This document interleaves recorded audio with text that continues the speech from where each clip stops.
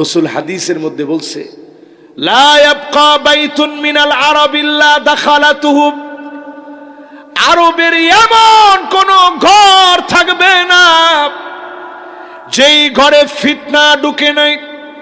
এখন আপনি নিজের দেশ নিয়ে চিন্তা করেন, এলাকা নিয়ে একটু ভাবেন। এই এলাকার ভিতরে হাতে হাতে গুনে গুনে মিলায় দেখেন, এমন মহিলা আসেনি। আন্নানা নামক মহিলা দিন শেষে স্বামীকে বলে, টাকা যা ইনকাম করছো সব আমাকে দিয়ে দিবা, আমার জন্য খরচ করবা, মা বাপের জন্য খরচ করতে পারবা না। এমন মহিলা আছে না নাই? তাহলে এইবার একটু চিন্তা করেন, এরকম মহিলা কি আসলে আছে? আর আগের দিন যদি এই কথাটা যদি 30 বছর আগে কইতো, বেড়ায় কইতো ফাজনটা যে খাটের চহির তলে থায় দেখছস না কোনো সময়?